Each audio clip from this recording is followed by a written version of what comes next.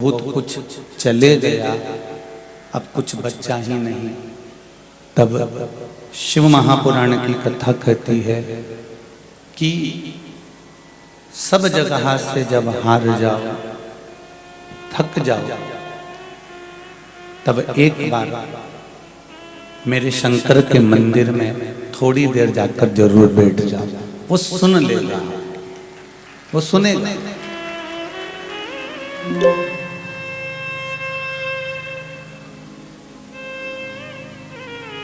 कोई साथ दे ना दे, कोई जमाने का व्यक्ति कुछ भी कहे, कोई ताने भी दे, अपशब्द भी कहे, कोई कुछ बोले ना बोले, कोई साथ दे ना दे, पर मेरा देव अधिदेव महादेव हर पल, हर घड़ी, हर क्षण संसार के मनुष्य के साथ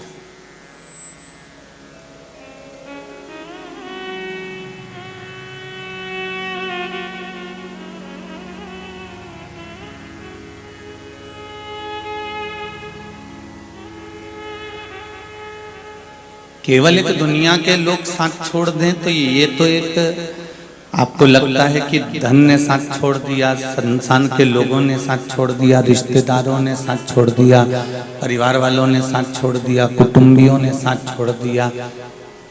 अपने जितने थे आपको लगता है कि ये साथ छोड़ देते हैं, समय आने पर तो दुनिया आपका साथ छोड़ देती है।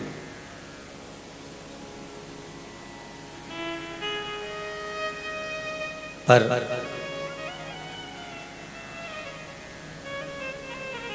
एक वृक्ष की पत्तियां भी एक ना एक दिन नीचे झड़कर गिर जाती हैं, टपक जाती हैं, रह जाती हैं, पर वृक्ष जो होता है ना, इन पत्तियों को देखकर घबराता नहीं है।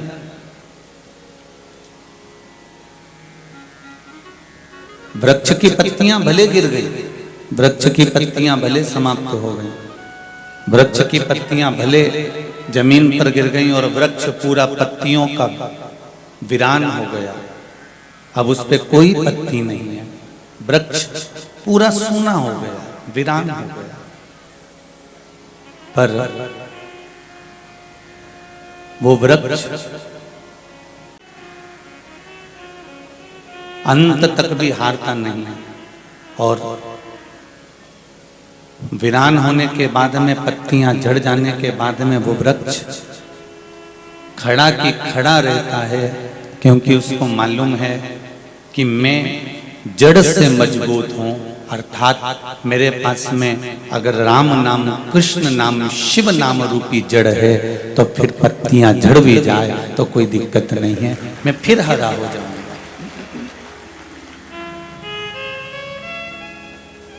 भक्ति के जल से और विश्वास की जड़ से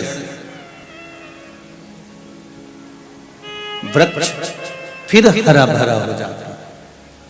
उसी तरह तुलसीदास जी ने भी रामचरितमानस में कहा है कि शंकर विश्वास रूपिणो, अगर शिव विश्वास है और आपकी भक्ति, विश्वास, ये दोनों अगर प्रबल है तो आप भी संसार में कभी डूब नहीं सकते, आपको शंकर हाथ पकड़कर उबार ही देगा, आप गिरोगे नहीं।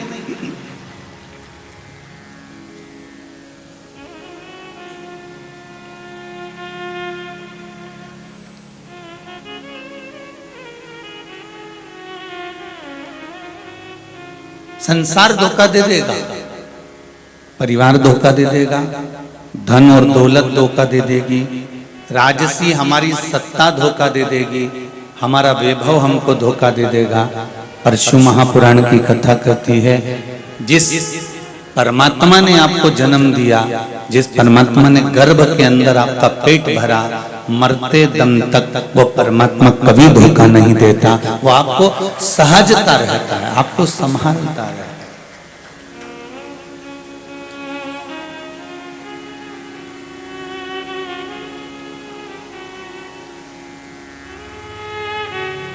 महाराज वो संभाल लेता है।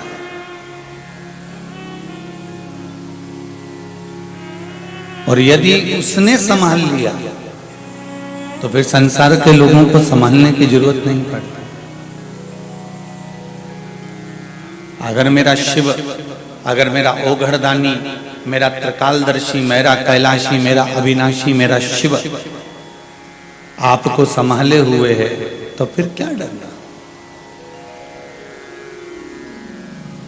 हाँ, शिव पुराण कहती है कि कर्म का भोग,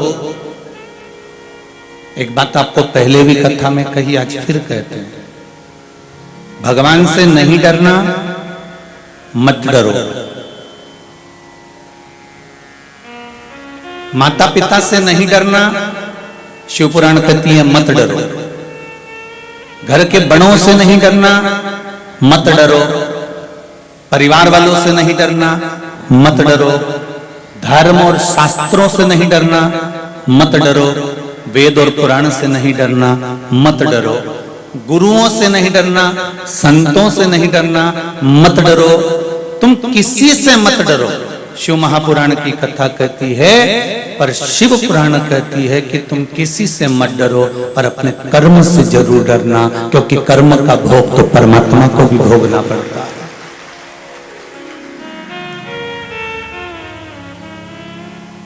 भगवान राम जी ने छुपकर बाण मारा था उस बाली को, तो कृष्ण अवतार में उस बाली ने छुपकर बाण मारा था भगवान कृष्ण को। कर्म का भोग भोगना था। माता सीता जी ने एक चिड़िया को कैद में रखा तो माता जानकी को रावण की कैद में रहना पड़ा।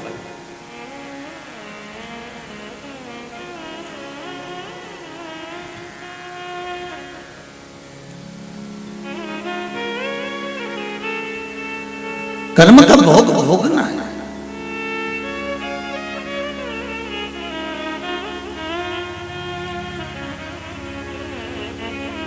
कश्यप बाबा ने एक गलती कर दी थी,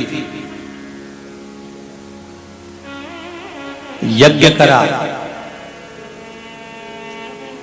कश्यप बाबा ने ऋषि थे, पर एक गलती कर दी थी कि यज्ञ करा और उस यज्ञ में वरुण देव के पास में जाकर कहा कि वरुण जी, मुझे गाय की जरूरत है, गौमाता की जरूरत है, तुम गौमाता मुझे दे दो और इस गाय को मैं यज्ञशाला में बांध दूंगा।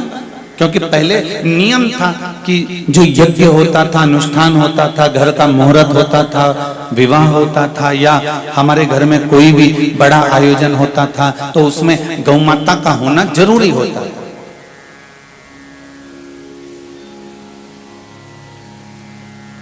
कश्यप ऋषि ने वरुण जी से कहा कि आपकी गाय दे दो। वरुण जी ने कहा मैं अपनी गौमाता देने को तैयार हूं। वरुण जी अंदर गए, गौशाला में से गाय लाकर कश्यप ऋषि को दी, तो साथ में एक बछड़ा भी दिया, एक बछड़ा भी।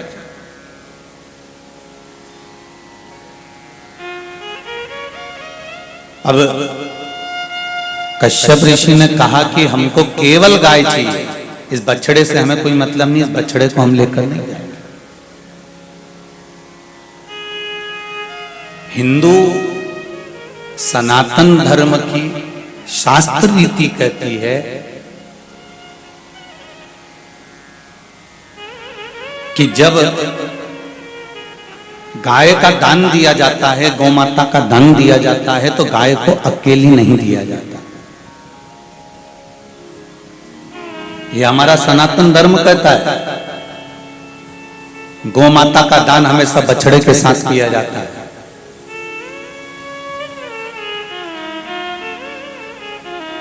बहन मायके आती है ना, और बिना भांजा भांजी किया जाती है तो वो श्रेष्ठ नहीं लगती। बहन बेटियां जब मायके आए और साथ में अपने बच्चों को लेकर आए मामा और नाना के घर में, तो बहन की भी शोभा होती है और मामा और नाना की भी शोभा होती है। बिना बच्चों के मामा और नाना का घर भी बहन के लिए शोभित नहीं होता।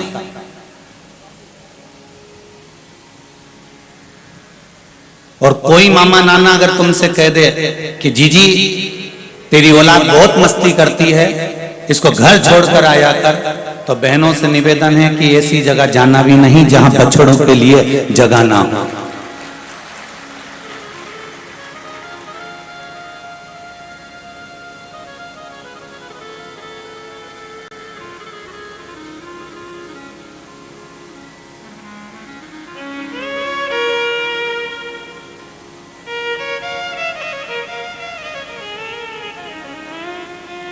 अरे भाई,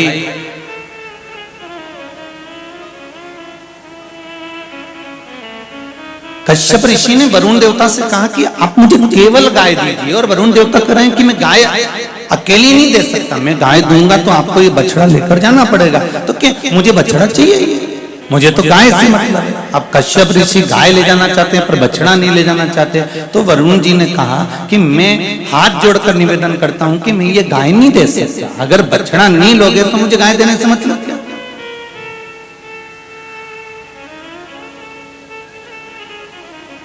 मैं ये गौमाता नहीं दूंगा। अब वरुण देवता ने गाय देने से मना कर दिया। कश्यप ऋषि घर गए। ब्राह्मणों ने कहा कि कल यज्ञ प्रारंभ होना है, गाय को लाकर यज्ञशाला में बांधना है।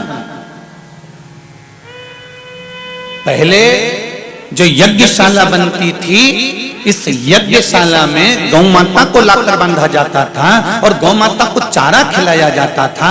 गौ माता चारा खाकर खाने के बाद में जो गोबर करती थी, उस गोबर से उस यज्ञशाला को लीपा जाता था। आज के जमाने में कोई ब्राह्मण नहीं कहते कि यज्ञशाला में लाकर गाय को बांधो। उनका तो कहना है गोबर ले आओ, चाहे वो तुम गाय का लाओ चाहे भैंस का लाओ, और लाओ न पोत पोता के न चीज करो, और हमको तो केवल यज्ञ करना है। पर शास्त्र रीति कहती है, हमारे वेद और पुराण और शास्त्र कहते हैं कि भूदेव को चाहिए, ब्राह्मण जन को चाहिए कि जब यज्ञ करवाएं तो गौ माता की श्रेष्ठता उनको सिद्ध करना है। इसलिए प्रत्येक ब्राह्मण को चाहिए कि जब किसी घर में वास्तु पूजन करने के लिए जाओ, कितना भी वीआईपी मकान बना हो, पर वास्तु शास्त्र भी कहता है, हमारा वास्तु शास्त्र, हमारे वेद, हमारे पुराण, हमारे शास्त्र कहते हैं कि जब किसी के मकान का मुहूर्त करो, किसी दुकान का मुहूर्त करो, किसी घर का मुहूर्त करो, किसी यज्ञ का मुहूर्त करो, तो सबसे पहले गौ माता का प्रवेश होना चाहिए। क्योंकि गाय में 33 कोटि देवता विराजमान होते हैं, जब वो प्रवेश करती है सब देव उसमें प्रवेश कर जाते हैं।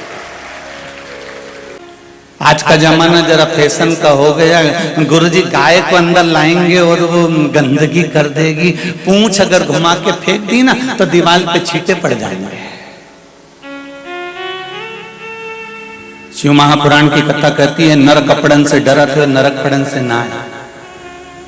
कई लोग पूछते हैं कौन से कलर के कपड़े पहने जिससे शंकर जी प्रसन्न हो जाएंगे। नवरात्र चल रहे हैं, लाल कलर की साड़ी पहन ले, देवी जी प्रसन्न हो जाएंगे। काले कलर के कपड़े पहनेंगे, शनि महाराज प्रसन्न हो जाएंगे। पीले कलर के कपड़े पहनेंगे, गुरु महाराज प्रसन्न हो जाएंगे। सफेद कलर के कपड़े पहनेंगे, चंद्रदेव प्रसन्न हो जाएंगे। शिव महापुराण की कथा कहती कौन से कलर के कपड़े पहने कि भगवान प्रसन्न हो जाएगा। भगवान की कथा कहती है, भगवान शंकर को पाने के लिए कपड़ा बदलने की जरूरत नहीं पड़ती, कलेजा बदल लीजिए, शंकर आपके सामने प्रकट हो जाएगा। केवल कलेजा बदलने की जरूरत है, इस चित्त वृत्ति को ही नहीं बदला और कपड़े बदल बदल करेगा तो भगवान कहां से मिलेगा साहब। खूब चेंज करा तुमने, खूब चेंज करा। इधर बाथरूम थी, इधर चेंज कर दी, इधर दरवाजा था, इधर चेंज कर दिया। पलंग की डिजाइन हर कभी चेंज कर देती है, सोफे की डिजाइन हर कभी चेंज कर देती है, बेडशीट हर कभी चेंज कर देती है। दुनिया की सारी वस्तुएं चेंज कर कर देख ली, पर एक चीज चेंज नहीं कर पाए, अपने मन को चेंज कर कर देखिए, भगवान की शरणागति लेकर देखिए, परिवार और घर सब संवरना चालू हो जाएगा। ये चित्त और वृत्ति को तो बदलो।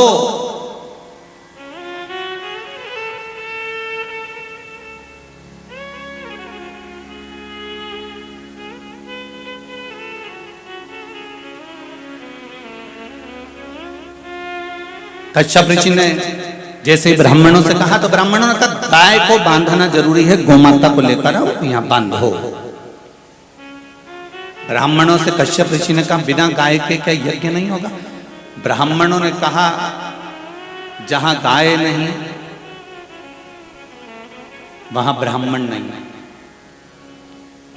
जहां गौ नहीं वहां यज्ञ नहीं।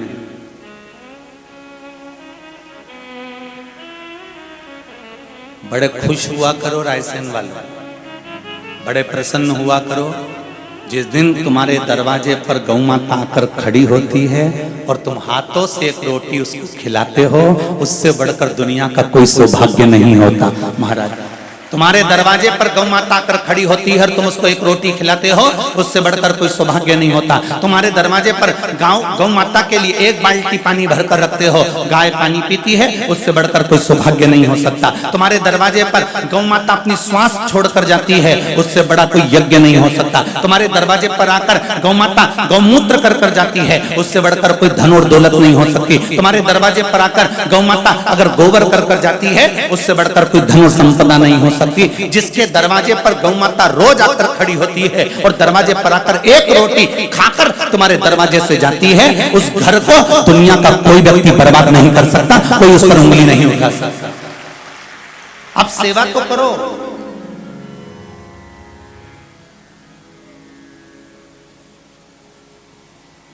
जहां गाय नहीं होंगी गोपाल कहां से आएंगे, गाय नहीं, जहां गौए नहीं तो गोपाल कहां से आएगा। बच्चों से कहा करो एक रोटी निकाल डब्बे में से देकर आ,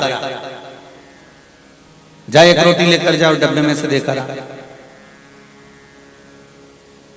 बच्चा आकर कहेगा मम्मी ये तो वही गाय जो सुबह 9 बजे आई थी ना, जिसको रोटी दी थी, फिर आ गई। तो अंदर से मम्मी बोलती डंडा उठा ले, 9 बजे दी थी ना, डंडा उठा ले। माँ ने उसको समझाया नहीं बेटा कि सवेरे 9 बजे तूने भी तो रोटी खाई थी, 2-3 बजे वापिस भूख लग गई होगी। गाय, पशु, पक्षी वहीं जाते हैं जहां पर उनको कुछ खाने को मिलता है, कुछ खाने को मिलेगा। पशु पक्षी गाय वहीं जाएंगे जहां उनको कुछ मिलेगा। तुम 2 या 3 दिन डंडा मारकर भगा दो, गाय आएगी वापस? अरे जम के तो बोलो नहीं। गाय घड़ी नहीं पहनती है तो भी तुम सुबह 9 बजे रोटी देते हो तो 9 बजे आकर खड़ी हो जाती है। 3 बजे रोटी देते हो तो 3 बजे आकर खड़ी हो जाती है। 2 बजे रोटी देते हो तो 2 बजे आकर खड़ी हो जाती है। गाय को समय का भान होता है कि मुझे इतनी बजे इस दरवाजे से रोटी मिलेगी, वो उतनी बजे उस जगह पर आकर खड़ी हो जाती है, उतनी बजे।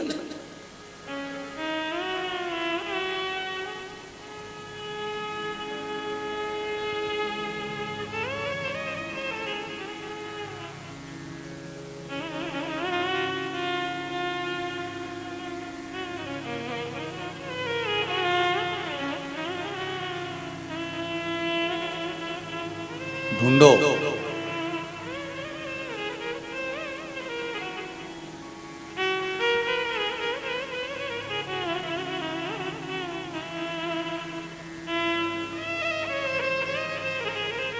कितना बड़ा संवाद है। रायसेन के पास में भोपाल लगा हुआ है, राजा भोजपाल का नगर, राजा भोजपाल की भूमि। जब राजा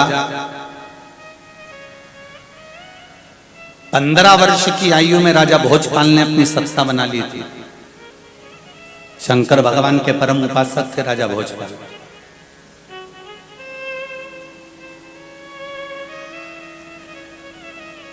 जब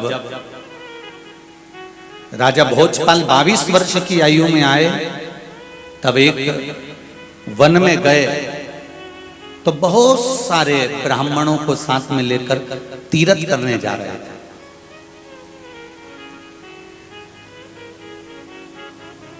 गौओं को भी साथ ले गए, गाय बछड़े सब।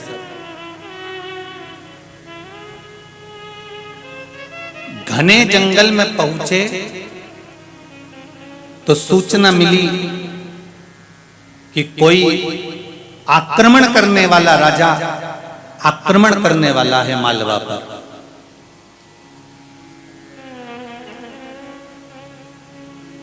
तब राजा ने अपने सारे जितने लोग आए थे उनसे कहा कि अब अपने कोई जंगल से वापस बाहर निकलना है और जल्दी से निकलना है, समय नहीं है, अपने मालवा में वापस पहुंचना है, मुझे अपने भोपाल में भोजपाल में वापस इस भूमि पर पहुंचना है और शीघ्र पहुंचना है।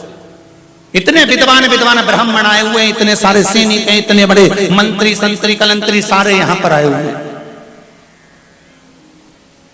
शीघ्र से मुझे अपने भवन में अपने राजभवन में पहुंचा दो, बस जल्दी करो। अब सारे मंत्री जितने भी संतरी जो लगे थे सबने विचार करा कि रास्ता ही भूल गए, इतने जंगल में तो पड़े, कौन सा रास्ता पास का होगा, कौन से रास्ते से जाया जाए, किस मार्ग से पहुंचा जाए, करा क्या जाए, विचार में पड़ गए। तब जब सब हार गए तब राजा भोजपाल ने कहा कि यदि जल्दी निर्णय नहीं हुआ तो मेरा पूरा राज बर्बाद हो जाएगा, मुझे शीघ्र अपने नगर पहुंचना है। तब एक बूढ़ा ब्राह्मण उठकर बोला, महाराज उनको बांध कर रखा है, सब गाय के बछड़े हैं, एक जो लाल कलर की गाय है उसका बछड़ा नहीं है, जल्दी जल्दी में बछड़ा घर पर छूट गया है। महाराज एक काम करते हैं, इस गाय को छोड़ देते हैं, गाय के पीछे सेना चलेगी, अपन सब चलेंगे, और गाय यह विश्वास है कि अपने बछड़े के बिना नहीं रह सकती, तो रंभाती रंभाती रंभाती रंभाती तुरंत आपके नगर में पहुंच जाएगी। और गाय को छोड़ा गया और गाय भागती हुई चली और सेना जो चली, कहते हैं केवल 24 मिनट लगे थे और जंगल से बाहर राजा भोज अपनी सेना के साथ आक्रमण के लिए तैयार खड़े। सेना तैयार, कुछ क्षण में, कुछ पल में, कुछ घड़ी में, केवल एक गौ माता के पीछे चलने पर वापिस अपने राज्य को बचाया जा सकता है। गौ सेवा करने से अपने परिवार को बचाया जा सकता है, साधारण नहीं। कश्यप ऋषि ने कहा, ब्राह्मणों क्या बिना गाय के यज्ञ नहीं हो सकता? नहीं महाराज, गाय होगी तो यज्ञ होगा, नहीं तो यज्ञ नहीं होगा।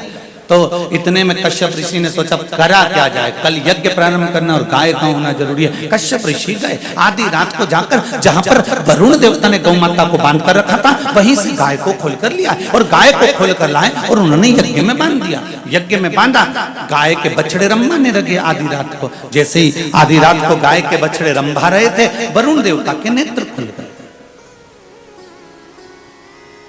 और वरुण देवता के नेत्र खुले तो वरुण जी को पूछा क्या हुआ? बछड़े रंभा रहे। चलो देखे, जाकर देखा तो गाय नहीं थी, बछड़े अकेले थे। कहां गई? ढूंढा, मालूम पड़ा कश्यप ऋषि ले गए खुलकर आधी रात को। अच्छा, वरुण देवता पहुंचे, कश्यप ऋषि के चरण छूकर प्रणाम करा। कश्यप बाबा मेरी गौ माता को दे दीजिए, बछड़े रो रहे हैं। अगर गौ माता नहीं दे सकते तो बछड़े रख दीजिए आपके पास ही। वरुण जी के शब्द सुनकर कश्यप ऋषि ने कहा, ना तो गाय दूंगा और ना बछड़े रखूंगा। जब यज्ञ पूरा हो जाएगा मैं गाय पहुंचा दूंगा, आप जाइए। वरुण देवता ने कश्यप ऋषि के चरण पकड़ लिए। कश्यप बाबा आप ऋषि हो, आप संत हो, आप साधु हो, आप तपस्वी हो, आप साधक हो, आप उपासक हो।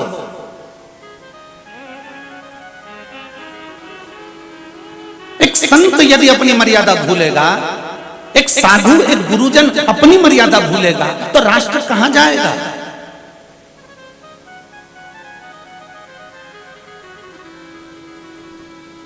अरे भाई, रावण ने संत का चोला पहना था और माता सीता का हरण कर लिया था। संत का चोला पहनकर रावण ने माता जानकी का हरण करा था। एक बार रावण ने उस संत के चोले को ऐसा बदनाम कर दिया कि आज भी कुंभ के मेले में सबसे पहले संत नहाते हैं तो भी आज तक वो चोला साफ नहीं हो पाया, तो भी आज तक वो चोला साफ नहीं हो पा रहा। और कितना पकड़ने का प्रयास कर रहे, फिर टीवी खोलो न कहीं का संत सामने आ जाता है गलत कर्म करते हुए। आज तक वो चोला साफ नहीं हो पा रहा। कारण क्या हो रहा है? कारण क्या है? पहले भी आपको कहा 5 कार्य सुधर जाएंगे तो मेरे राष्ट्र को सुधरने में देरी नहीं लगेगी। कितने कार्य सुधरना है? 5। पहले नंबर पर कलाकार, जो नई नई फिल्मों का निर्माण करते हैं, अच्छी फिल्मों का निर्माण करेंगे, बेटियों को अच्छे कपड़े पहनाएंगे तो मेरे राष्ट्र को सुधरने में देरी नहीं लगेगी, राष्ट्र सुधर जाएगा। दूसरे नंबर पर सलाहकार, जो आपको नई नई सलाह देते हैं, ऐसे बाल कटा ले, 2 घंटे तक धागा से ऐसा ऐसा करवा ले, ये जो आपको सलाह देते हैं, ये सलाहकार सुधर जाएंगे तो राष्ट्र को सुधरने में देरी नहीं लगेगी। तीसरे नंबर पर नीतिकार, राष्ट्र के राजनेता सुधर जाएं तो राष्ट्र को सुधरने में देरी नहीं लगेगी। चौथे नंबर पर पत्रकार, जितनी पत्रकार अपनी कलम के माध्यम से राष्ट्र हित की बातें करना और लिखना चालू कर दें तो राष्ट्र को संवरने में देरी नहीं लगेगी। और 5वें नंबर पर आता है कथाकार। कथाकार जितनी बात व्यासपीठ पर बैठकर बोलता है, कथाकार जितनी बात सारी दुनिया के सामने एक पीठ पर बैठकर पोथी और पुराण के सामने कहता है, उतना कथाकार जितना बोलता है अपने ऊपर भी उतना अमल करना चालू कर दे तो राष्ट्र को संवरने में देरी नहीं लगेगी। प्रवचन देना सरल है, संत और साधु बनना सरल है, सन्यासी और तपस्वी बनना सरल है, पर इंद्रियों को साधना और अपनी बात जितनी कह रहे हो अपने ऊपर अमल करना कठिन है हमारा, बहुत कठिन।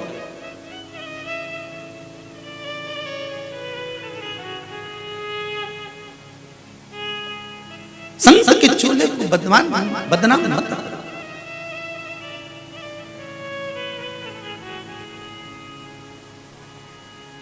गलत कर्म करना है तो इस चोले को पहनने की जरूरत नहीं है। आप तो गलत करना है तो अपना चोला बदलो।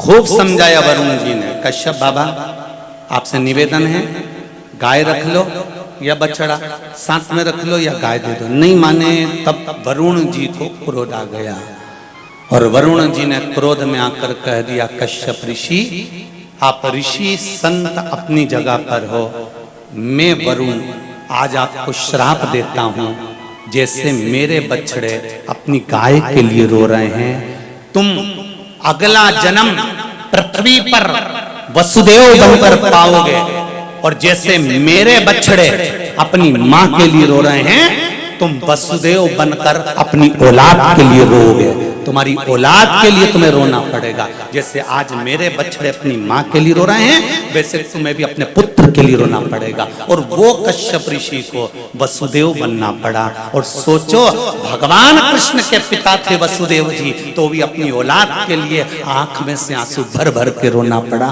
क्यों? क्योंकि कर्म का दंड तो भोगना पड़ता है।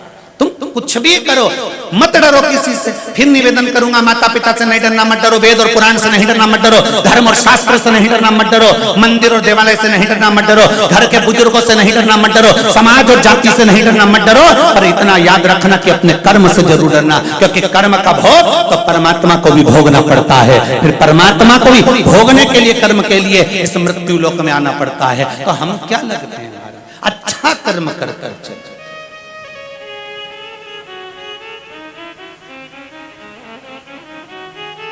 झूठ बोलो, तुम्हें बोलना है ना झूठ। जिन जिन को शौक चढ़ता है ना झूठ बोलने का, बहुत बोलो, पर झूठ बोलने के लिए एक जगह है। कोई गाय जब कसाई की यहां कट रही हो तब जाकर कह दो ये गाय मेरी है। झूठ बोलो किसी को बचाने के लिए, पर तुम झूठ कब बोलते हो? बचाने के लिए नहीं, और उल्टा उलझने के लिए।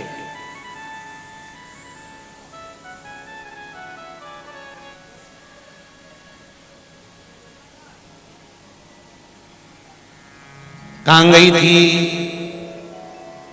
कथा सुनने। कहां बैठी थी? आगे से चौथी लाइन। तो चौथी लाइन में तो मैं भी बैठी थी, तो मुझे दिखी। अरे मैं तो जल्दी उठ के चली गई थी। कहां गई थी फिर? घर पे तो तू 5 बजे ही पहुंची। कहीं नहीं, वो बीच में कमला मिल गई थी। अच्छा, कौन? वही कमला।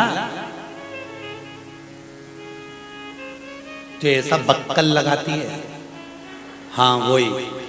लो, वो तो मेरे पास में बैठी थी कथा से। वो कमला नहीं, वो पीछे बक्कल वाली। अच्छा वो तो हम जा रहे थे कथा में से, जब वो बैंगन खरीद रही थी और गोभी, तू तो थी नहीं उसके साथ। एक झूठ के पीछे झूठ, झूठ के पीछे झूठ, झूठ के पीछे झूठ, झूठ के पीछे झूठ बोलना पड़ता है। एक बार सत्य बोल दो। आगे कथा आने वाली है कि ब्रह्मा जी भगवान शंकर के सामने झूठ पर झूठ बोलेंगे और ब्रह्मा जी का सिर कट जाता है, और भगवान विष्णु एक बार सत्य बोल दिए, इसलिए भगवान विष्णु का नाम सत्यनारायण पड़ जाता है। केवल एक बार सत्य बोलो, सत्य बोलो तो।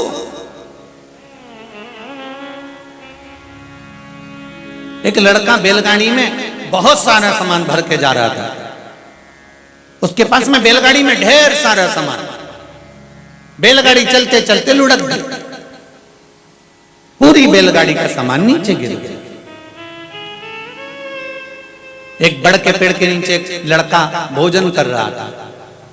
इसने सोचा बैलगाड़ी को सीधे कैसे करूं, कोई है भी नहीं उठाने वाला। सामने एक भोजन कर रहा था, उसकी ओर देखा तो उसने कहा इधर आ, इधर आ, इधर आ, इधर आ, बैठ जा, पहले खाना खा ले, भोजन कर ले, रोटी खा ले, इसके बाद अपन दोनों मिलके गाड़ी ठीक कर दें। उसने कहा नहीं नहीं, मेरे दोस्त को बुरा लग जाएगा, मेरे दोस्त को बुरा लग जाएगा। अरे खा, रोटी खा। उसने उसको रोटी दे दी। नहीं नहीं, मैं खाऊंगा, उसको बुरा लग जाएगा। फिर भी उसने रोटी खिलाई। चल थोड़ा सा स्नान कर कर आते हैं, थक गया अभी तू, फिर गाड़ी सीधी कर लेंगे। नहीं नहीं, मेरे दोस्तों को बुरा लग जाएगा। नहीं मैं नहीं जाऊंगा, दोस्तों को बुरा लग जाएगा। नहीं चल, फिर नीलाने ले गया, फिर आया। अब गाड़ी उठाने ही वाले थे तो इसने पूछा तू बात बात में कह रहा है मेरे दोस्तों को बुरा लग जाएगा, दोस्तों को बुरा लग जाएगा, तेरा दोस्त कहाँ है? तो क्या वो गाड़ी के नीचे दबा है, वो गाड़ी के नीचे फंसा पड़ा।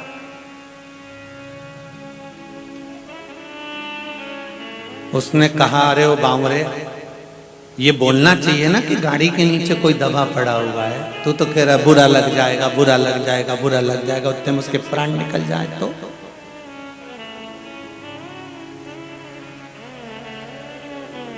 ज्ञात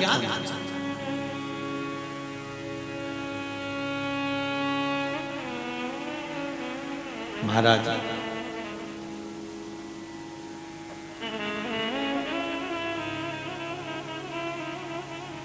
यज्ञ करा रहे थे, जरा विचार करिएगा। इसीलिए कहते हैं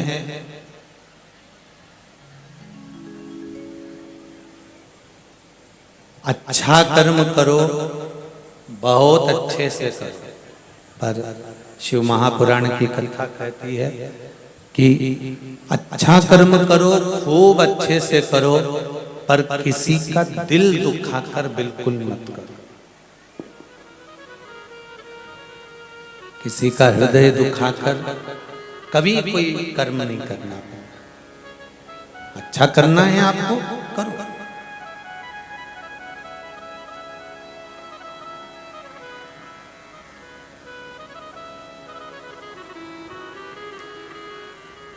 कश्यप बाबा ने गाय को लाकर बांधा, वरुण जी ने श्राप दे दिया, मेरी गाय अपनी माता के लिए रो रही है तो तुम्हें अपनी संतान के लिए रोना पड़े।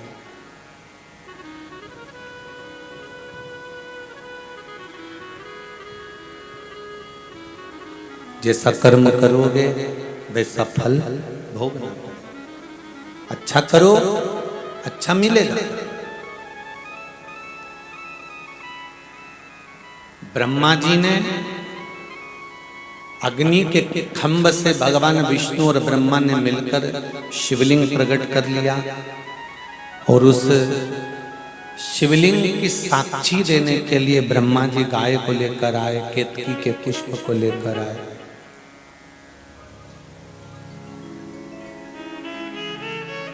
गौ माता भी आई, केतकी का पुष्प भी आया, पर केतकी के फूल ने भी झूठ बोला और गौ माता ने भी झूठ बोला। ब्रह्मा जी के साथ आखिरी में क्या हुआ? 5 सिर थे ब्रह्मा जी के,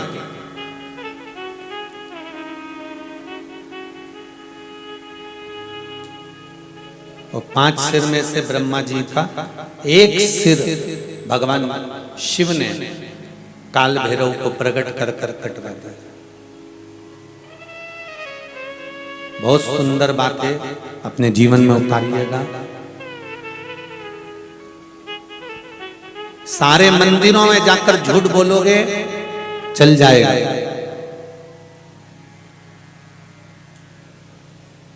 तुम्हारी मर्जी पड़े जहां जाकर झूठ बोलोगे चल जाएगा। पर शंकर जी के मंदिर में या शिव जी की कथा में या शंकर की शिव महापुराण में या शंकर के सामने अगर झूठ बोलोगे तो बुढ़ापा बिगड़ जाएगा। वो सुधरने वाला वो बिगड़ गया।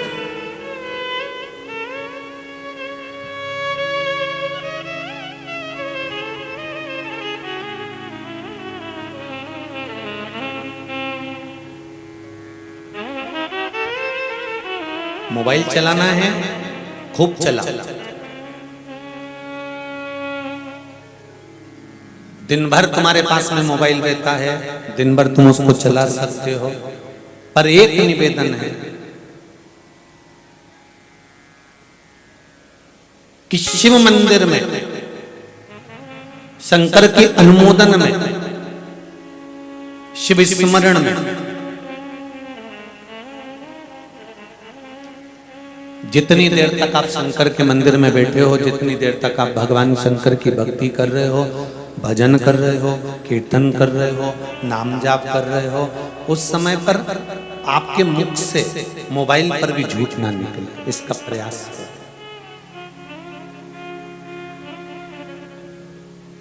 एक झूठ ब्रह्मा जी ने कह दिया और उनका सिर कट गया।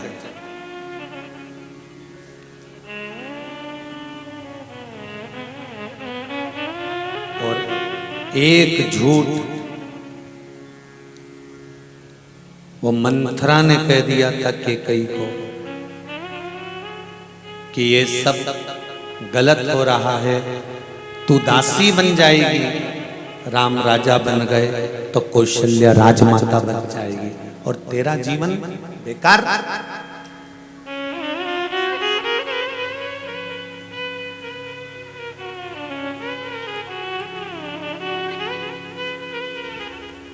तेरा जीवन तो बेकार ही हो गया।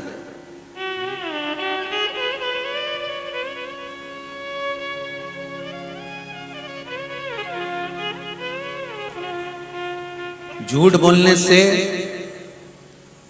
मेरे राघव जी का कुछ नहीं बिगड़ा, मेरे राम जी का कुछ नहीं बिगड़ा। अगर झूठ बोलने से बिगड़ा तो माता कैकेयी का बिगड़ा।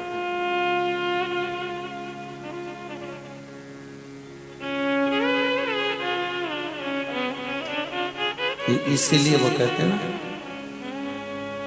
कैकेयी तूने लूट लिया दशरथ के खजाने को। कैकेयी तूने लूट लिया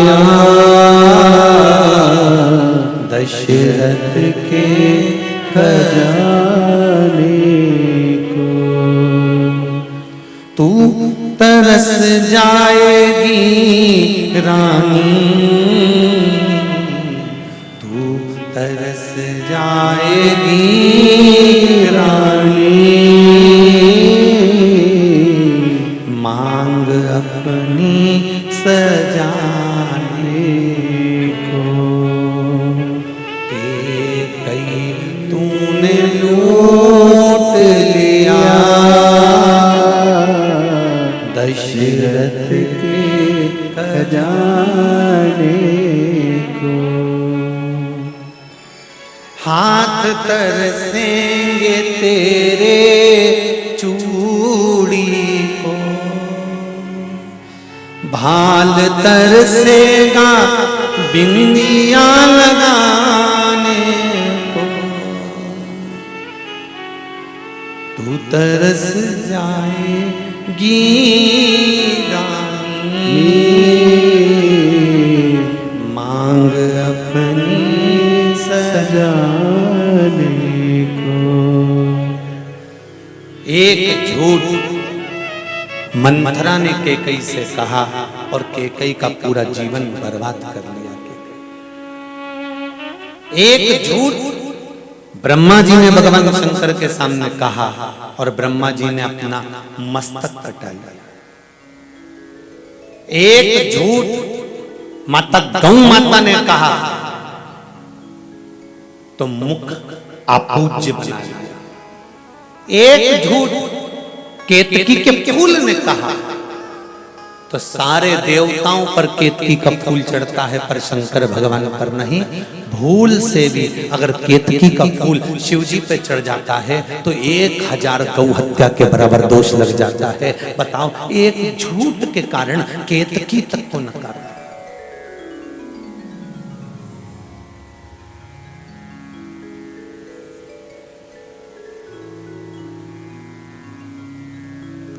जितनों से बात करो ना और पूछो साहब तुम मरने के बाद कहां जाना चाहते हो, तो सब एक ही बात कहते हैं, हम तो वैकुंठ जाना चाहते हैं।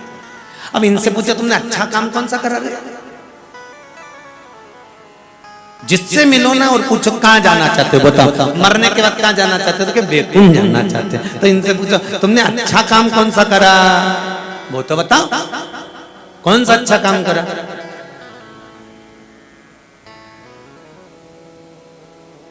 कमाया बच्चों के लिए, पत्नी के लिए, परिवार के लिए, जोड़ा नाम और शोहरत के लिए। किसी को अगर जरा सा पानी भी पिलाया तो इतने अकड़ से पिलाया कि हम पिला रहे पानी उस पर। वो तो अच्छा है कि तुम्हारी इतनी अकड़ है। सब काम काम की चीज तो परमात्मा ने फ्री में दी है। ऑक्सीजन भगवान ने फ्री में दी। हॉस्पिटल में चले जाओ तो उसका पैसा लगना चालू हो जाता है। बोलो सही है कि गलत? अरे बोलो तो सही है। हॉस्पिटल में अगर ऑक्सीजन लगे तो उसका पैसा। पानी जमीन में से भगवान ने फ्री में दे दिया। बोतल खरीदने जाओ तो पैसा। बोलो सही है कि गलत है? अरे बोलते जाओ रे रायसेन वालों। फ्री ऑक्सीजन फ्री, पानी फ्री, और खेती में बीज डालो, खाने के लिए अन्न। कभी जमीन नहीं कहती आके कि मुझको इतना दे दे तू, मैंने देख इतना तेरे को दिया तू इतना दे। जमीन कभी नहीं कहेगी। उसने अनाज भी फ्री दिया तुम्हारे लिए, और जन्म भी मेरे परमात्मा ने माँ के गर्भ में तुम्हें रखा और तुम्हारी जिंदगी संवार कर भेज दिया। तो मैं तो रोज मेरे देवाधिदेव महादेव को धन्यवाद देना चाहिए कि तेरा ही दिया मैंने खाया पिया है, तेरा शुक्रिया है, तेरा शुक्रिया है। उसने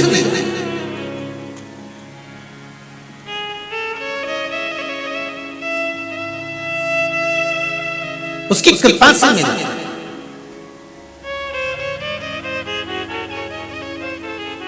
पृथ्वी परमात्मा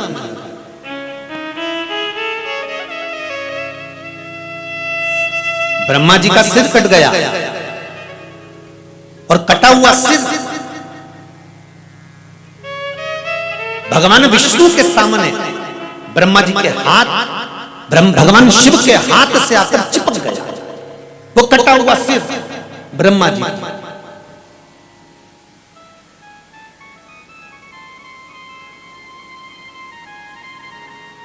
विचार किया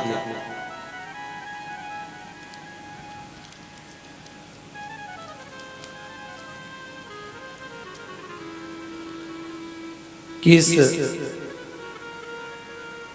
ब्रह्मा जी के कटे हुए सिर का क्या करना, पूछा गया क्या करा जाए।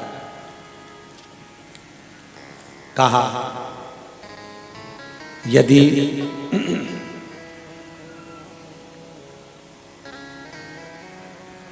भगवान विष्णु ने कहा यदि इस ब्रह्मा जी के कटे हुए सिर का आप कुछ नहीं करोगे तो ये सिर कहीं पूज्य नहीं होगा। भगवान शंकर ने उसको बड़ का पेड़ बना दिया, बट वृक्ष।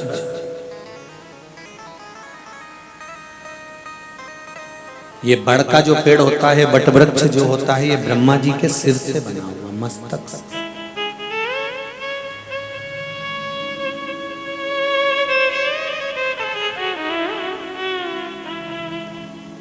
अब शंकर भगवान ने काल भैरव को प्रकट करके ब्रह्मा जी का सिर कटवाया था, इसलिए ब्रह्मा जी के मस्तक कटने का जो दोष था वो शिव जी पे लगा। बहुत ध्यान देना इस कथा पर, बहुत।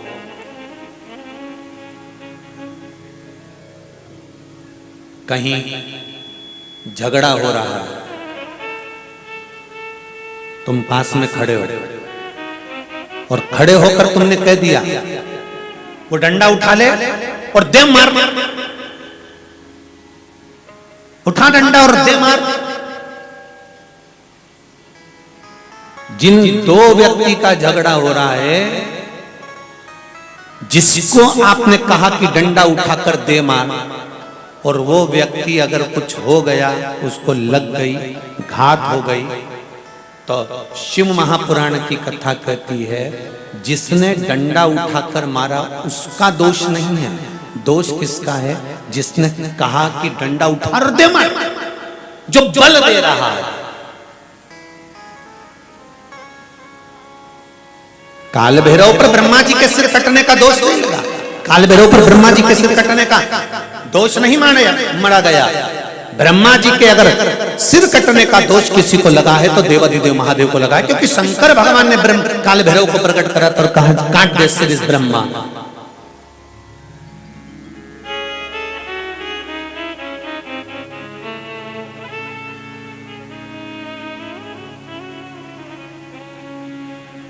सब अच्छा चल रहा और जरा सा अपने अपने मोबाइल पर जरा सा अपने फेसबुक पर, यूट्यूब पर या इंस्टाग्राम पर कुछ गलत बात लिख दी, विवादित कोई चीज लिख दी, तो दोष आपका है, क्योंकि आप उसको प्रेरणा दे रहे हो, आप गलत करने के लिए उसको अग्रण्य कर रहे हो।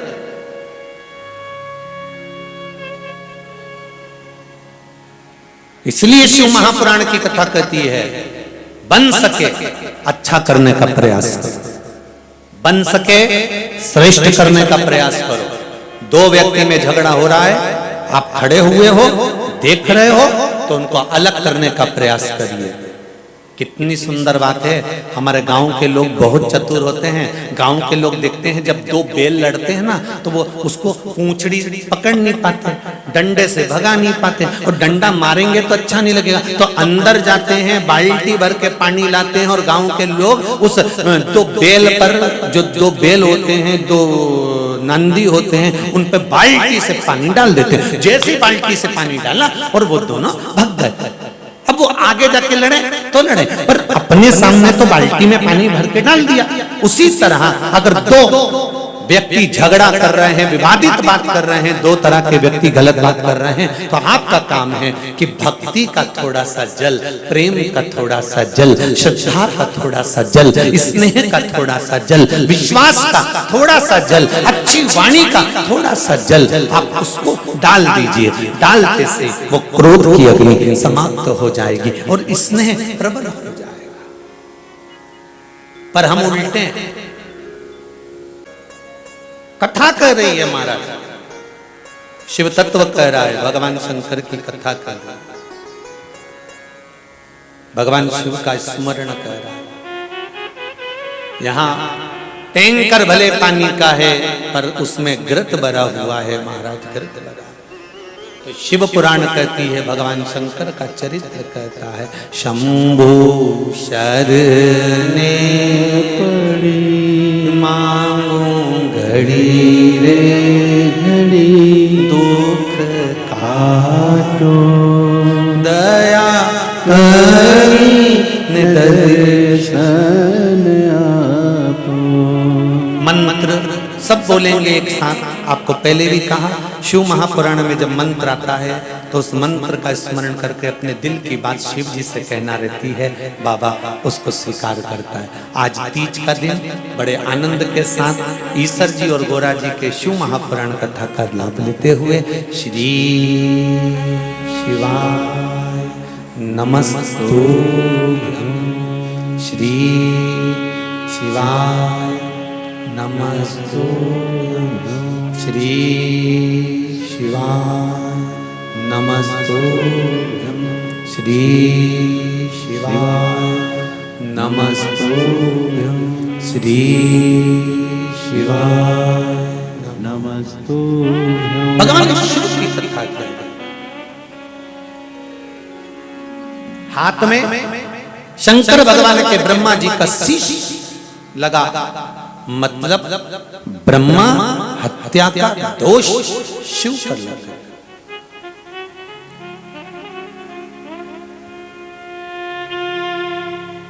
ब्रह्मा हत्या का दोष भगवान शंकर कर लगा। क्या करूं? शंकर भगवान ब्रह्मण पर निकल गए। ब्रह्मण पर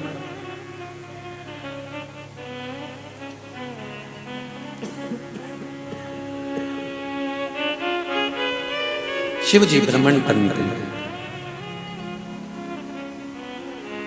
भ्रमण करते करते भोलेनाथ जी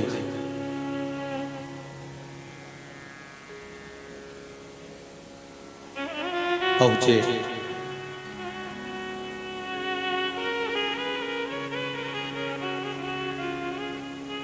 आनंद वन में।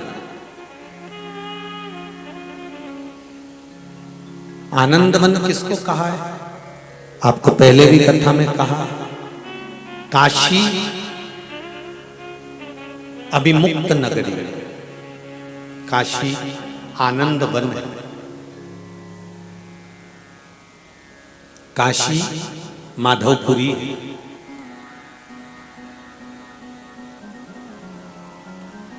पहले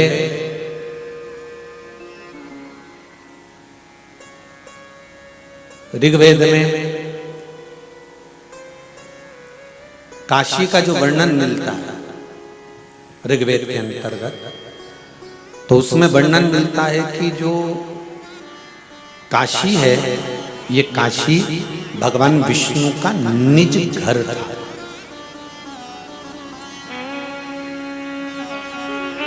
भगवान विष्णु का स्वयं का घर है काशी।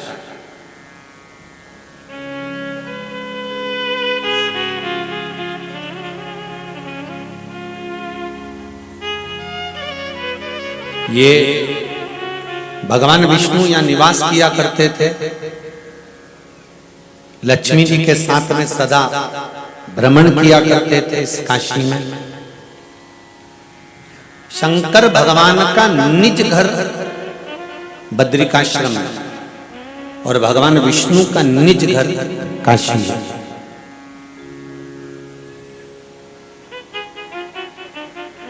ध्यान देना जरा, कितनी विचित्र कथा चल रही है। त्रिपुंड शिव महापुराण की कथा चल रही है और त्रिपुंड शिव महापुराण की कथा से आप ये ज्ञात कर लें कि हमारे 33 कोटि देवताओं में समावेश कितना सुंदर था, उसको समझ ले जाए। कई लोग कहते हैं कि भगवान राम का तिलक अलग है, भगवान कृष्ण का तिलक अलग है, भगवान शिव का तिलक अलग है, पर अगर देखा जाए तो तीनों के अगर तिलक देखे जाएं तो तीनों के तिलक एक जैसे हैं। शंकर भगवान का आड़ा त्रिपुंड 3 रेखा है, भगवान वेंकटेश भगवान भगवान राम की खड़ी 3 रेखाएं, 2 सफेद 1 लाल। अगर आप लोग नाथद्वारा गए हो, आप में से कितने लोग गए नाथद्वारा श्रीनाथ जी का दर्शन करने के लिए? अगर नाथद्वारा गए हो और अगर नाथद्वारा नहीं भी गए हो तो श्रीनाथ जी के चित्र को, श्रीनाथ जी के फोटो को बड़ा कर देखना, तो श्रीनाथ जी के चित्र में आप दर्शन करेंगे कि श्रीनाथ जी के मस्तक पर 3 सोने की रेखा दिखेगी, उसके बाद में यूमर का अर्थात पुष्टि मार्गी तिलक दिखेगा। कुंकू का तिलक, रोली का तिलक बाद में दिखेगा, पहले 3 सोने की रेखा।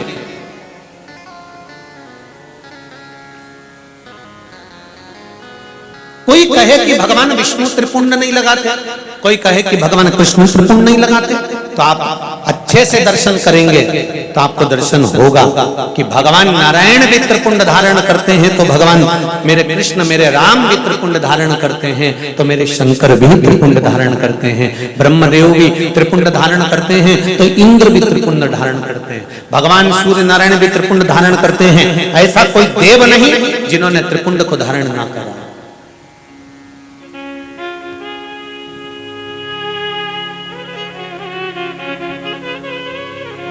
ऐसा कोई देव नहीं। त्रिपुंड में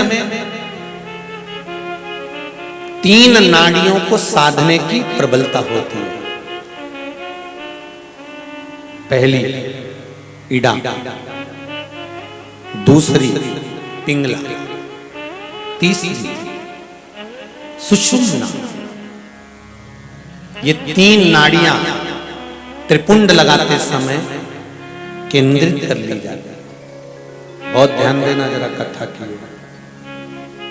जिस बच्चे का बुखार नहीं उतर रहा, बुखार कमी नहीं हो रहा, बहुत प्रयास कर लिया, डॉक्टर को भी दिखा लिया, तो एक प्रयास करना, कोई भस्म आपके पास में घर में रखी हो, कोई भस्म।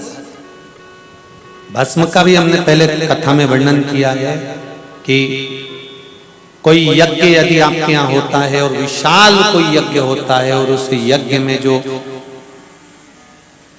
गोला, नारियल का गोटा जो आखिरी में पूर्णाहुति में समर्पित किया जाता है, उस गोले के अंदर की भस्म को पीसकर छानकर रख लीजिए।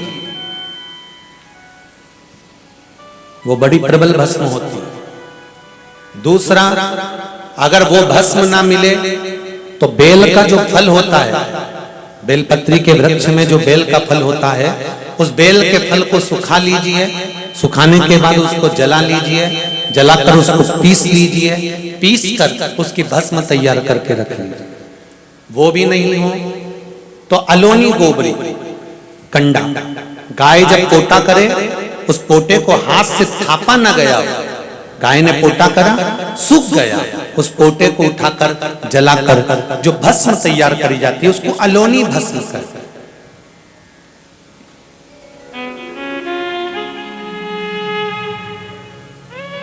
इन 3 में से कोई सी भी भस्म आपके पास में रखी हो, शंकर भगवान को समर्पित कर दो, उठाकर लिया, त्रिपुंड लगाओ शंकर भगवान पर, और त्रिपुंड लगाने के बाद में उस भस्म की त्रिपुंड के बीच वाली लाइन की उंगली को लेकर जाओ, और जो बच्चे को बुखार आ रहा है उसके मस्तक पर 3 रेखाएं उसके सिर पर उस त्रिपुंड को उसी मात्रा से खींच दीजिए।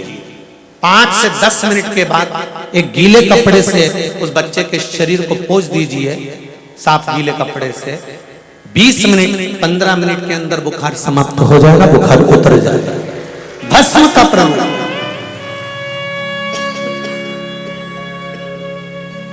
महाराज शिव महापुराण की कथा कहती है 3 नाड़ियां,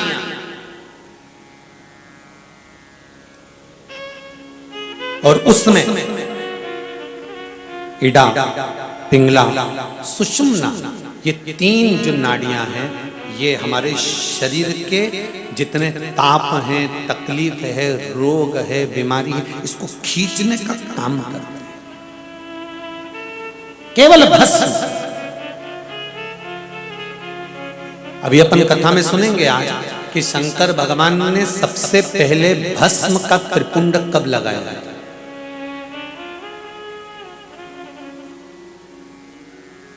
भस्म का त्रिपुंड कब धारण करा था? शिव पहली बार भगवान शंकर।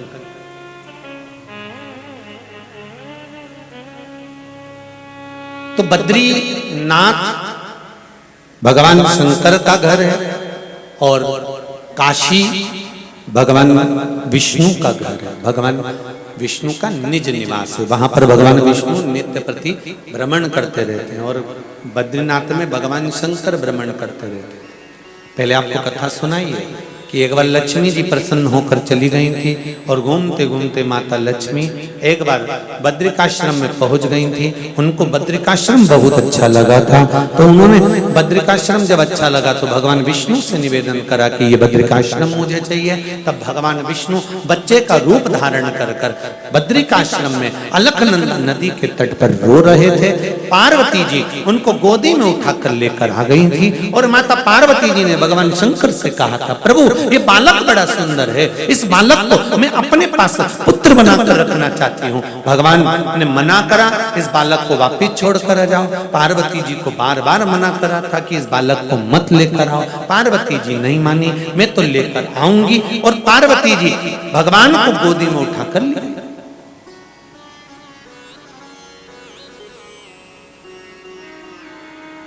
भगवान शंकर और पार्वती भ्रमण के लिए जाते हैं।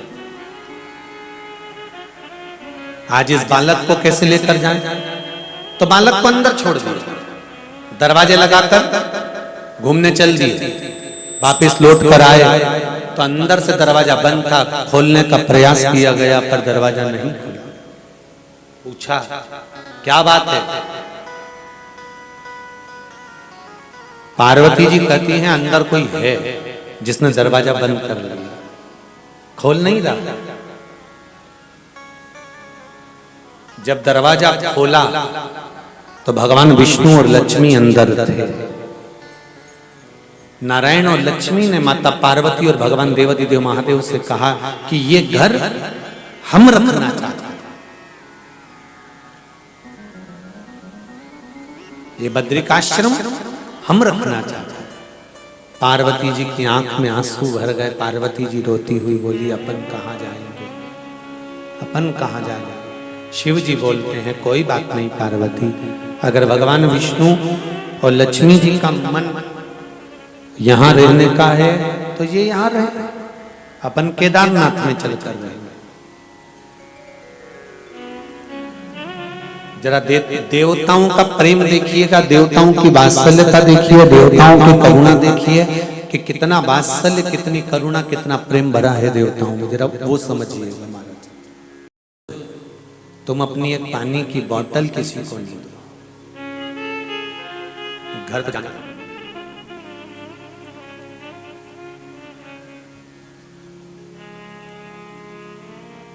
आधे से ज्यादा जो झगड़े हैं ना, ये प्रॉपर्टी और दौलत के ही हैं।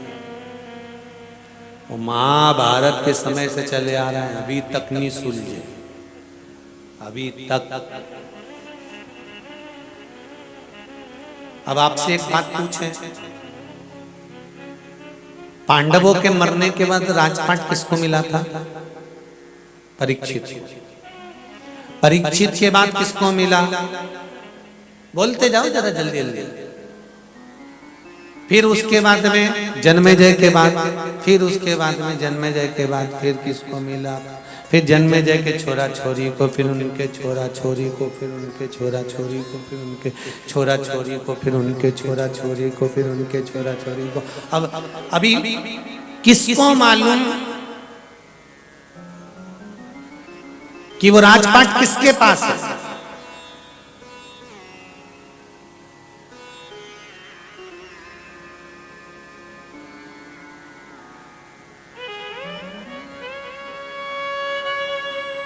हस्तिनापुर आज के समय में दिल्ली है। सही है कि गलत है? अरे बोलते जाओ। हस्तिनापुर मतलब दिल्ली। अब राजपाट किसका था? पांडवों का। कौरवों से पांडवों के पास आया, पांडवों के पास उनके पुत्र के पास, उनके पुत्र के पास, उनके पुत्र के पास, उनके पुत्र के पास, उनके पुत्र के पास, उनके पुत्र के पास, उनके पुत्र के पास। अब आज के समय में राजपाट किसके पास? कहां किसको मालूम था? उसी तरह हम तो हमारी जायदाद के लिए झगड़ा कर लेते हैं अपने भाई और बंधुओं से, अपने स्नेहियों से, अपने प्रेमियों से, अपने कुटुंबियों से। पर कितने दिन कोई याद करेगा? कितने दिन तक वो प्रॉपर्टी हमारी रहेगी? मरते चले गए, चले गए, चले गए, चले गए। अंत में फिर नाम तक समाप्त हो जाता है। बेटों का नाम, बेटों के बाद पोतों का नाम, पोता के बाद परपोते का नाम, नाम गया। नाम समाप्त। धीरे धीरे वो सब समाप्त हो।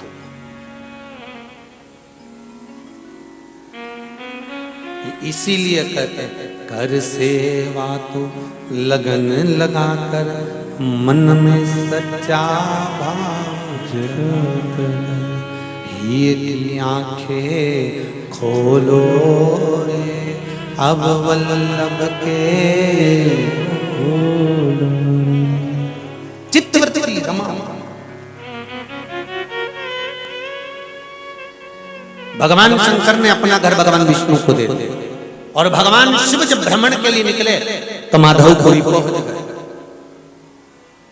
ऋग्वेद में वर्णन आता है काशी में पहुंच गए भगवान शंकर। इतनी सुंदर काशी को जब देखा, देखते ही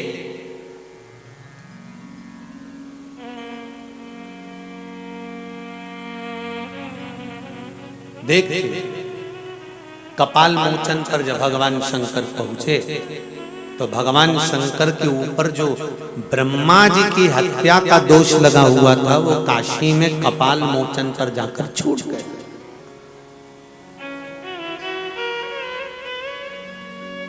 काशी में कपाल मोचन पर जाकर छूटा।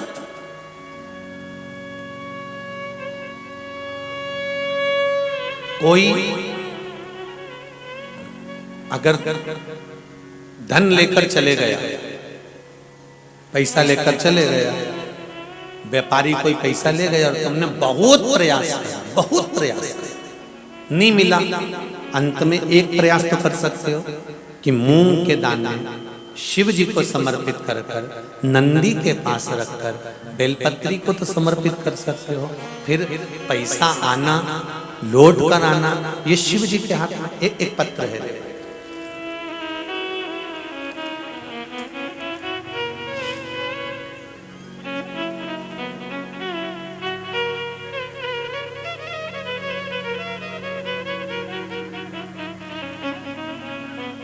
कुसुम ठाकुर भोपाल कटरा हिल्स से आए हैं। आप ही हैं? एक बार दोनों हाथ हिलाकर हर हर महादेव।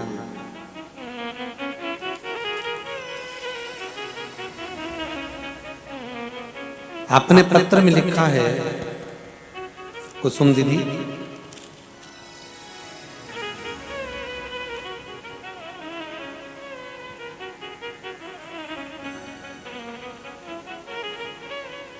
दो सितंबर 2021 को गुरुजी घर में चोरी हो गई थी।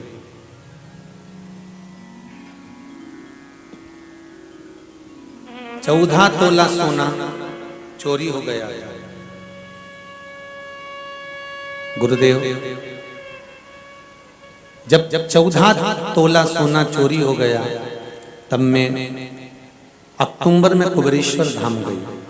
2 सितंबर को धन चोरी हो गया था। अक्टूबर में मैं कुबेरेश्वर धाम गई और गुरुजी वहीं से मैंने बाबा को निवेदन कर कर पशुपति व्रत रखना शुरू कर दिया। गुरुदेव, चोंगे जैसी आवाज आ रही है बेटा, इसको सही करिए। गुरुजी पशुपति व्रत किया और करने में पशुपति व्रत की क्या महत्वता होती है गुरुदेव। 5 व्रत पूरे हुए और थाने से फोन आ गया कि चोर पकड़ा गया। ये शिव की कृपा है गुरुदेव। अब चोर तो पकड़ा गया, मैंने इसमें लिखा है आपने कि मूंग के जो दाने का प्रयोग था 21 दाने वाला, वो करा, चोर पकड़ा गया। गुरुदेव, मैं नर्मदा परिक्रमा पे गई हुई थी। जब परिक्रमा से आई, भगवान शिव से मैंने प्रार्थना करी, बाबा मैंने आपकी पूजन अर्चना करी है, बाबा मेरा गया हुआ धन वापिस आए। 22 दिन के बाद मैं नर्मदा परिक्रमा से आई और आने के बाद में 3 पेशियां करी, गुड़, बेलपत्र मूंग वाला प्रयोग, मूंग गुड़ और बेलपत्री का प्रयोग मैंने करना प्रारंभ करा और कर कर जब मैं गई तो बाबा की कृपा से मेरा 14 तोला सोना वापिस मुझे प्राप्त हो गया। ये शिव मिल गया बहन, बैठ जाइए। हर हर महादेव, बैठिए। हर हर, ये शिव कृपा।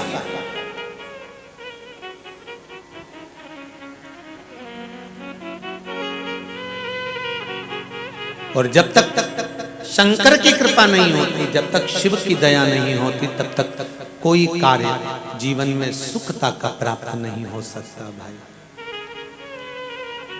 अरे तेरा ही दिया मैंने खाया पिया है, तेरा शुक्रिया है, तेरा शुक्रिया है। मुझे भोले बाबा ने बहुत दे दिया है, तेरा शुक्रिया है, तेरा शुक्रिया। ये शिव शंकर की दया, उदारता, करुणा होती है, तब जाकर कुछ हमें प्राप्त होता है।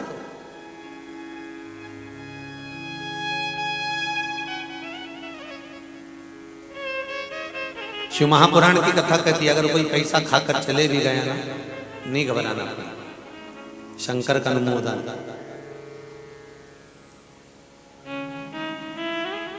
एक पहले भी कहा है, आप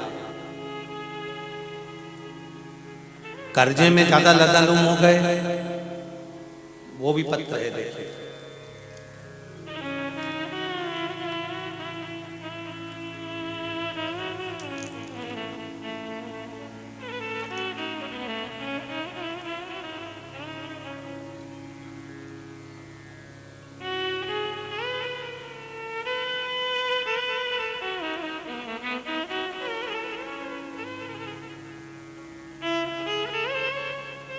रश्मि ठाकुर हैं, कोलार रोड से आई हैं, भोपाल से।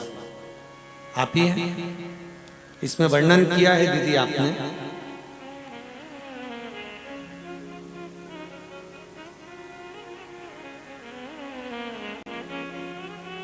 भगवान की कृपा को अगर मैं बताने बैठूंगी तो यह पत्र छोटा पड़ जाएगा। आपने लिखा है, मैंने पशुपति व्रत किया था, उस व्रत का फल मुझे बहुत मिला, बाबा की कृपा हुई।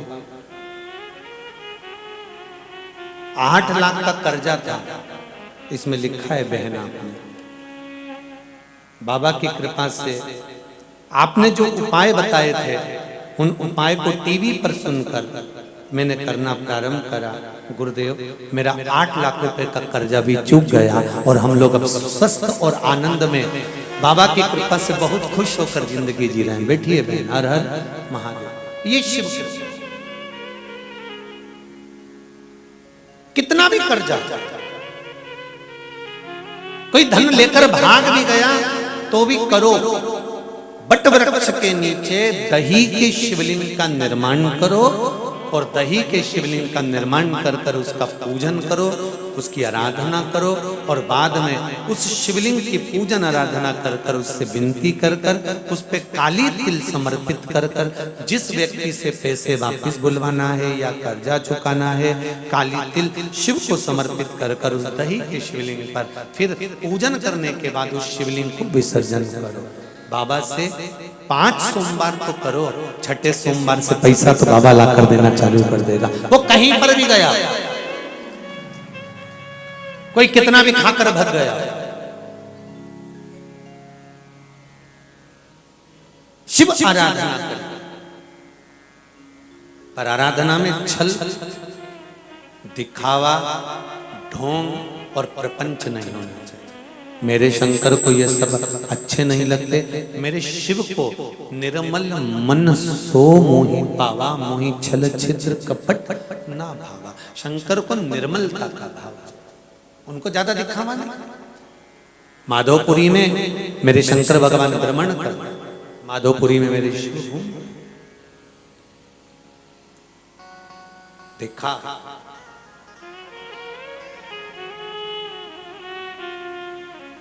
और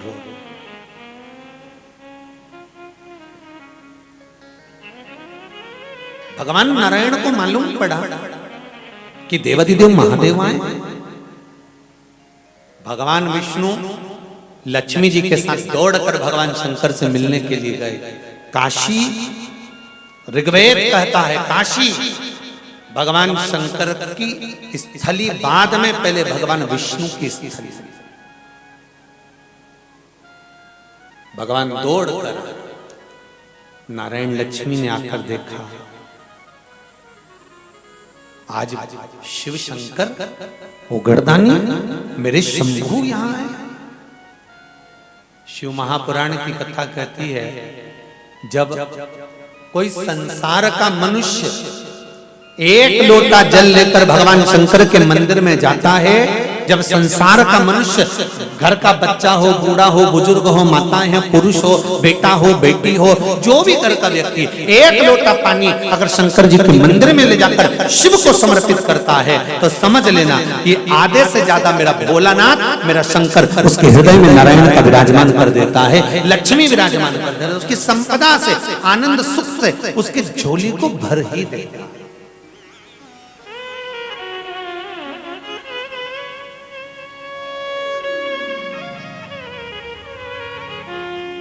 क्या मिलता है शंकर जी का नाम लेने से? क्या मिलता है शिव महापुराण की कथा सुनने से? क्या मिलता है शंकर के दरवाजे जाने से? क्या मिलता है शंकर भगवान पर एक लोटा पानी चढ़ाने से? क्या मिलता है शंकर जी को एक चावल का दाना समर्पित करने से? क्या मिलता है शंकर भगवान पर एक बेलपत्र चढ़ाने से? क्या मिलता है शंकर जी को एक पुष्प की पंखड़ी भी अगर हमने समर्पित करी है तो क्या प्राप्त होता है? यहाँ तक वर्णन है कि शंकर के मंदिर में अगर झाड़ू भी लगाई है, पोछा भी लगाया है, सेवा भी करी है, तो उसका फल क्या मिलता है? महाराज उसका फल क्या है?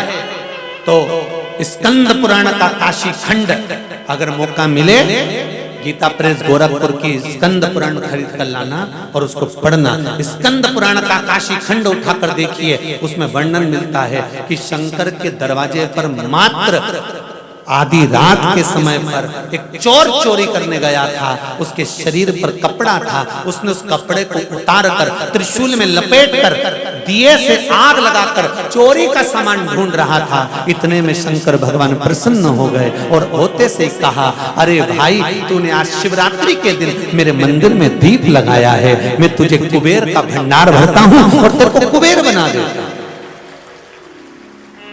चोर को कुबेर बना दिया था मेरे शंकर भगवान। असली कुबेर कुर्सी पर बैठा था। कुबेर जब कुर्सी पर बैठा था और ये चोर पहुंच गया, चोर ने जाकर कहा ये कुर्सी हमारी है, छोड़ो। कुबेर कहता ये कुर्सी मेरी है। चोर कहता है मेरे को कुबेर बना दिया गया, अब तुम उठो। असली कुबेर को कुर्सी से उठना पड़ा और चोर को कुबेर की कुर्सी पर बैठना पड़ा। असली कुबेर भगवान विष्णु के पास पहुंचकर कहते हैं, महाराज शंकर भगवान ने मुझे कुर्सी से उठा दिया, मैं कुबेर हूं, और चोर को कुबेर बना दिया। तब भगवान विष्णु कहते हैं वो शंकर है, भोला है, उसके मामले में हम भी कुछ नहीं बोल सकते, क्योंकि वो जो करता है सब अच्छा ही करता है।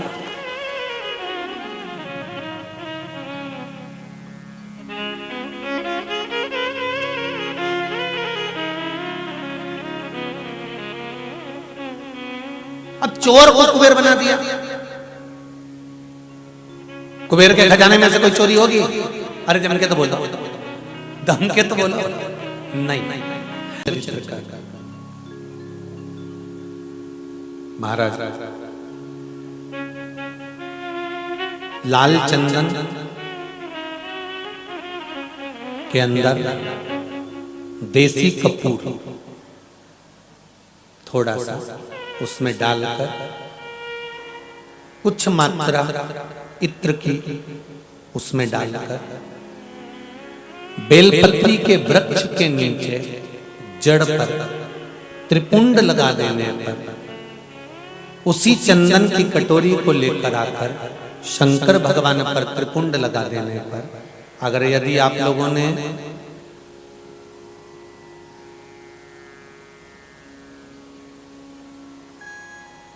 अग्नि पुराण को और लिंग पुराण को और भविष्य पुराण को पढ़ा होगा, तो उसमें वर्णन आता है भविष्य पुराण के अंतर्गत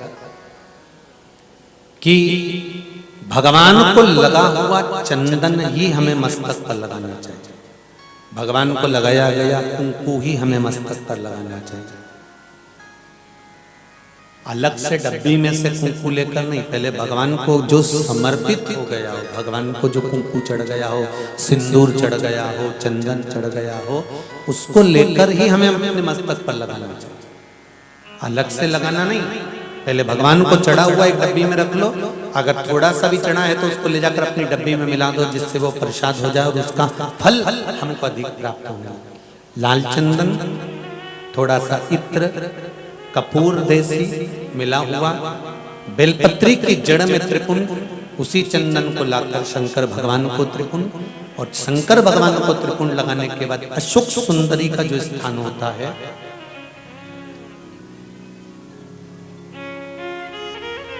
ये शिवलिंग है, सामने अशोक सुंदरी है, इधर कार्तिकेय, इधर गणेश।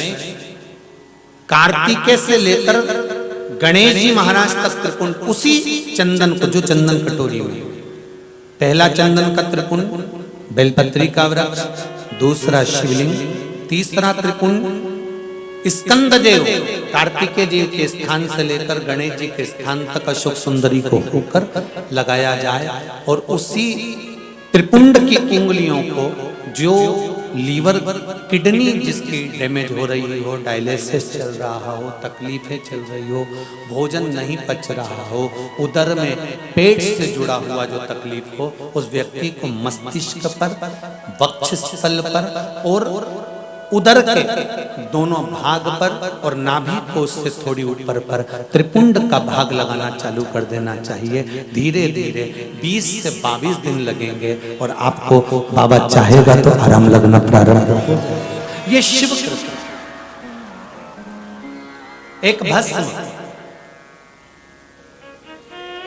एक भस्म का निर्माण होता है जो शंकर भगवान को चढ़ाई जाती है। जो गाय का, जो देसी जो गाय होती है, उसका अलोना जो गोबर होता है, उससे जो निर्मित होती है बस महाराज अलोनी बस, उसका भी बड़ा महत्व है। अलोनी बस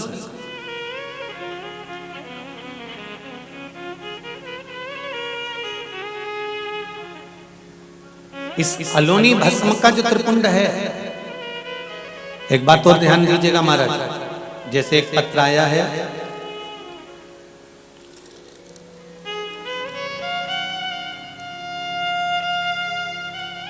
संध्या दुबे गाडरवाड़ा से कहीं बैठी हैं, हाथ उठा सकते हैं। संध्या जी दुबे आप भी हैं? बाबा देवादिदेव महादेव की कृपा, गुरुदेव मार्च 2021 में अपनी बहन के साथ कुबेरेश्वर धाम पहुंची थी। वहां मुझे रुद्राक्ष प्राप्त हुआ था 2021 में, उसको मैंने पूजन में रख दिया था। गुरुदेव मेरे बच्चा दानी में डॉक्टर ने गठान बता दी थी, गाडरवाड़ा में भी, रायसेन में भी जांच कराई, गठान आई है। ऑपरेशन का डॉक्टर ने बोल दिया था गुरुदेव, ऑपरेशन का सोचकर आपने कथा में बताया था कि रुद्राक्ष का जल पीने से गठान या किसी भी तरह का रोग होता है वो समाप्त होने लगता है। गुरुदेव मैंने वो रुद्राक्ष का पानी पीना शुरू कर दिया और बाबा की ऐसी कृपा हुई कि मेरी गठान गल चुकी है, अब मुझे ऑपरेशन की जरूरत नहीं है। आराम लग गया बाबू, बस बाबा देवादिदेव महादेव की कृपा बनी रहे, बैठ जाइए। हर हर महादेव। गुरुदेव ये शिव की कृपा है कि बच्चा दानी में अगर गठान भी हो गई तो रुद्राक्ष का जल, और आपसे भी निवेदन है, रुद्राक्ष उत्सव में तो रुद्राक्ष वितरण नहीं हुआ था, पर 6 महीना लगातार प्रतिदिन 10 बजे से 4 बजे तक रुद्राक्ष का वितरण का क्रम चालू रहेगा कुबेरेश्वर धाम पर। पर निवेदन है एक साथ भीड़ कर नहीं जाना, 6 महीने तक मिलेगा। अपनी आईडी लेकर जाना, अपनी खुद की आईडी लेकर जाओ और अपनी आईडी दिखाकर रुद्राक्ष लेकर आना। एक निवेदन और कर दे, कथाएं लगातार थी इसलिए कई रुद्राक्ष हम लोग धो नहीं पाए। धोने से मतलब है आप लोगों को जो रुद्राक्ष बाजार में मिलते होंगे उसकी तो हमको गारंटी नहीं है, पर बाबा को जो रुद्राक्ष उत्सव में रुद्राक्ष चढ़ता है वो पूरा फल चढ़ता है। हम लोग निकाले हुए रुद्राक्ष बाबा को नहीं चढ़ाते। रुद्राक्ष उत्सव में उस रुद्राक्ष का फल लाते हैं। रुद्राक्ष के फल में 1 मुट्ठी से लेकर 21 मुट्ठी तक रुद्राक्ष रहते हैं। कौन सा रुद्राक्ष किसकी किस्मत में आता है ये हमको नहीं मालूम पड़ता। रुद्राक्ष का फल चढ़ाने के बाद में अभिषेक में से उसको निकालकर धोते हैं। धोने के बाद उसका छिलका निकल जाता है। रुद्राक्ष जो रहते हैं वही आपको दिए जाते हैं, इसलिए वो रुद्राक्ष काम करता है। बाजार में तो ढेर नकली रुद्राक्ष मिल जाते हैं, उसका हम महत्व नहीं जानते।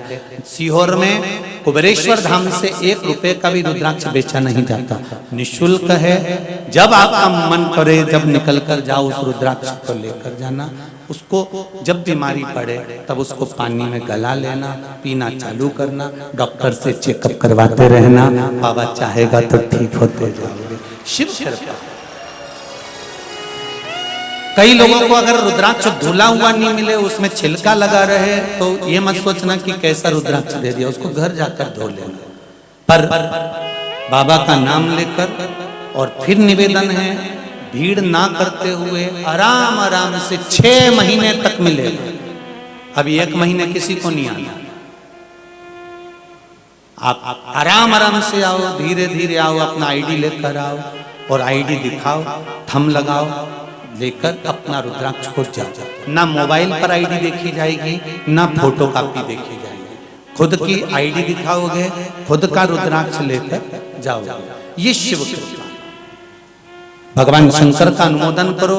रायसेन में कथा चल रही है, सब प्रेम से श्रवण करो और अपने जीवन को सार्थक बनाओ। कथा बहुत सारी है। कल भस्म त्रिपुंड का वर्णन करते हुए कैंसर बीमारी के लिए और शुगर जिनको हो जाती है उसके लिए, और बीपी लेवल में बना रहे उसके लिए गोली ना खाना पड़े, उसके लिए त्रिपुंड की कौन सी जगह पर किस चीज का त्रिपुंड लगाया जाए और उसका किस भाव से हमें समर्पित करना है जिससे हमारी शुगर और बीपी बराबर पर रहे, उसका वर्णन कल की कथा में सुनेंगे। भगवान अर्धनारीश्वर पधार रहे हैं, जोरदार दर्शन करें।